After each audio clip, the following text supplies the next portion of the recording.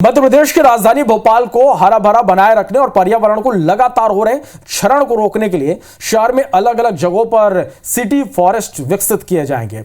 यह जंगल विकसित किए जाने में मियावाकी तकनीक का सहारा लिया जाएगा, जिसके लिए प्रशासन ने शहर के कई सारे स्थानों का चयन भी कर लिया है। आखिर क्या है मियावाकी तकनीक और इससे शहर का कितना फायदा होगा, इस रिपोर्ट में देखिए।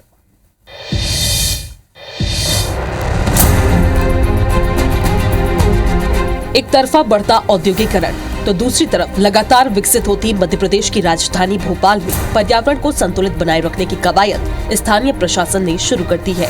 इसके लिए पूरे जिले में करीब 2 लाख पौधों का रोपण किया जाएगा। वहीं इस पौधारोपण में मियावाकी तकनीक का सहारा भी लिया जाएगा। क्या है मियावाकी तकनीक? छोटी सी जगह में जंगल उगाने का बेहतरीन तरीका। जंगल को खास प्रक्रिया से उगाया जाता है ताकि ये हमेशा हरे भरे रहे। जगह की आबो हवा के अनुसार पौधों का चुनाव। नर्सरी में उगे पौधे को वही मिट्टी देना जिसमें वो अब तक पनपा।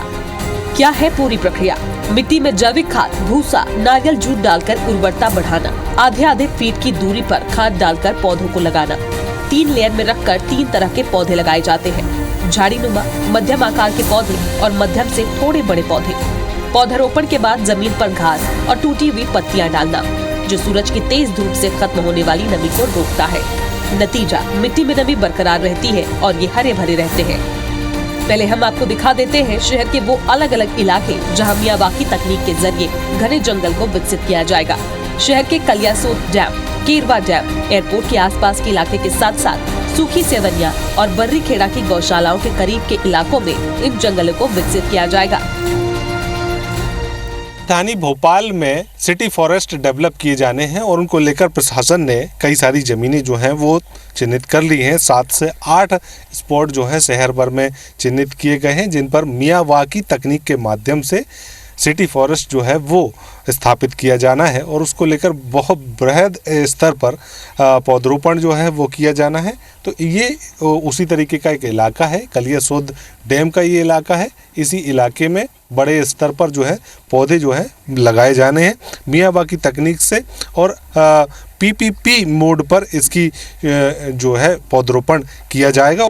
अब जरा भोपाल जिले के प्रशासन की कमान संभालने वाले कलेक्टर कौशलेंद्र विक्रम सिंह की भी सुन लीजिए। बहुत सारी जगहों को आइडेंटिफाई किया है और अभी वृक्षारोपण का जब कार्यक्रम शुरू होगा उसमें हम उसको कार्य योजना में आगे बढ़ाएंगे। माननीय मुख्यमंत्री जी ने जल गंगा संवर्धन अभियान का आज शुभारंभ करने के निर्देश दिए थे, तो जिला स्तर पे कार्यक्रम हुआ है।